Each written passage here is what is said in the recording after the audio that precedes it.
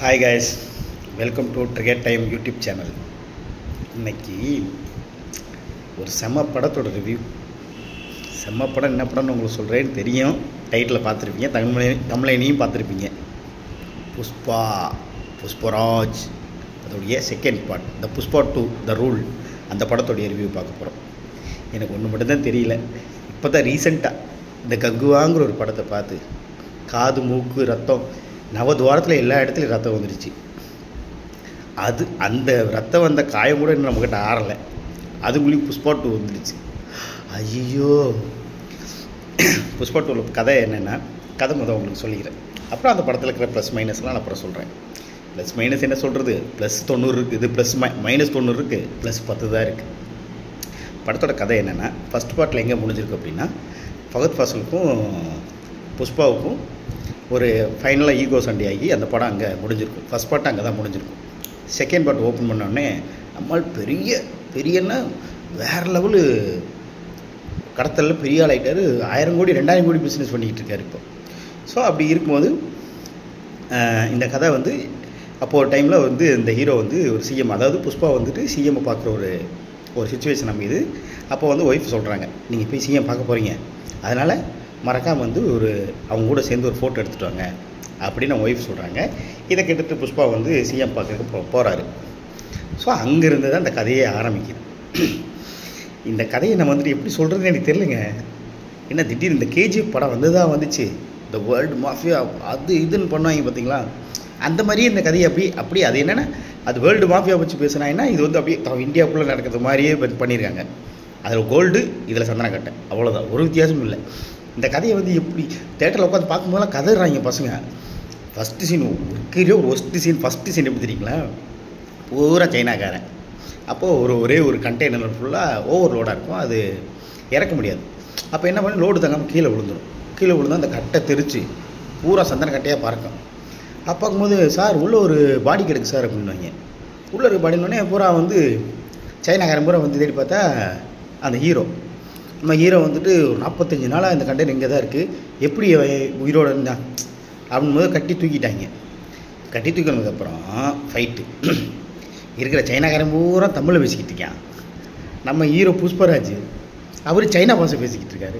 இதில் நான் நமக்கு காலப்படுமை, அவங்க பேசுறது கேட்டு நம்மளுக்குலாம் நெஞ்செல்லாம் வலிக்குது. டேய், தெலுங்கு படம்னு தெரியும், தெரிஞ்சு தான் நம்ம போனோம், ஆனால் பட் இப்படிலாம் செய்யக்கூடாதுரா நீங்கள். ஏதோ பாகுபலி மாதிரி, இது பாகுபலி 1, 2 பார்த்து உங்கள் மேலே நிறைய நம்பிக்கை வச்சுருந்தோம், எங்கள் நம்பிக்கையில் இப்படி துஷ்பிரயோகம் பண்ணிட்டீங்களாடா பாவியலாம் சார். ஸோ இந்த சிஎம் மீட் பண்ணி போய் ஃபோட்டோ எடுக்கிறதுக்காக போகிறாரு. அங்கே போனால் நீ என்ன தான் நம்ம கட்சிக்காக இவ்வளோ கொண்டு கொடுத்து வச்சுருந்தாலும், பட் நீ இருந்தாலும் ஒரு கடத்தல்காரன், அதனால் ஃபோட்டோ மட்டும் வேணாம் அப்படின்றார். புஷ்பா சொல்லுவார், அப்போ எனக்கு ஃபோட்டோ கொடுக்கணுன்னா நான் சிஎம்ஏ மாற்றிடுவார். எனக்கு தெரியல ஒரு கடத்தல்காரன் எப்படி ஒரு சிஎம்ஐ மாற்ற முடியும். டேய், நீங்கள் என்னங்க நான் ஏன் பண்ணுறீங்கடா ஆனால். ஸோ அப்போ அங்கேருந்து என்ன ஆகும், சிஎம் மாத்திர பிளான் பண்ணி அங்கே அது ஒரு தனி கிளை கதை போயிட்டுருக்கும். இப்போ அந்த ஃபஸ்ட் ஆஃப் இல்லைனா இந்த பக்கத்து பாசலும் இவங்க 2 ஈகோ கதை ஸ்டார்ட் ஆகி போகும்.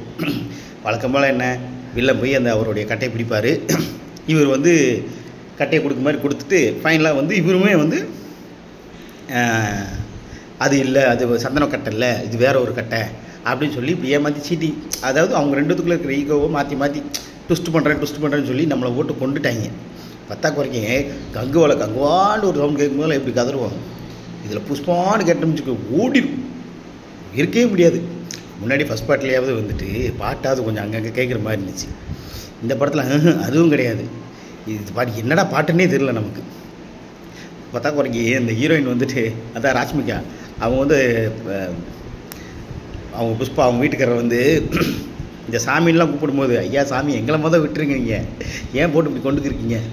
சரி இந்த படம் சரி அங்கங்கே சண்டை கிட்ட இருக்கும், படம் இப்படியே போகணும்னு பார்த்தா படத்தில் இருக்க எல்லா சண்டையும் ஒரு 2.5 மணி நேரமாக சண்டை ஃபைட்டு இந்த மாதிரி இப்போ சேசிங் அந்த மாதிரி போயிட்டு இருக்கு. கடைசி 1/2 மணி நேரத்தில் என்ன தெரியல, ஃபேமிலி சென்டிமெண்ட்டை கொண்டு வந்துட்டாங்க.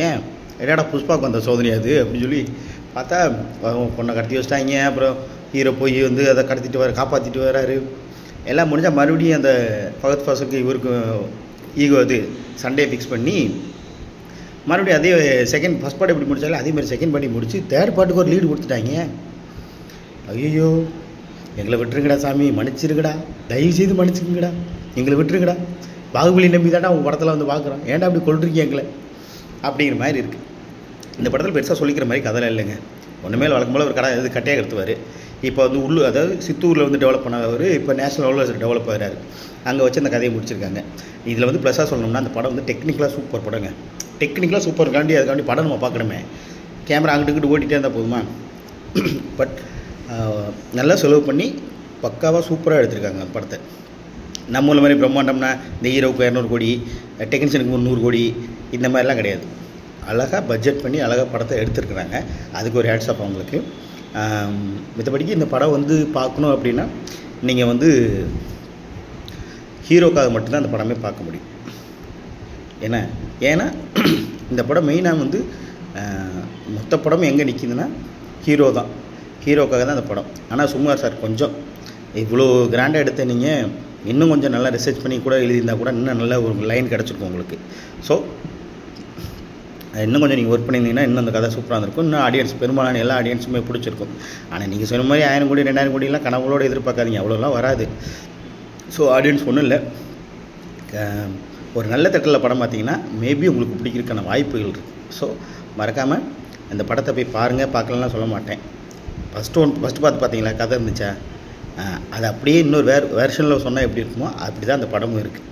ஸோ உங்களுக்கு இந்த ரிவ்யூ பிடிச்சிருந்துச்சுன்னா மறக்காமல் லைக் பண்ணுங்கள், ஷேர் பண்ணுங்கள், கமெண்ட் பண்ணுங்கள். நீங்கள் கமெண்ட் பண்ண மாட்டீங்க, பார்த்துங்க, பாவம் நான். அதனால் நீங்கள் கமெண்ட் பண்ணுங்கள்.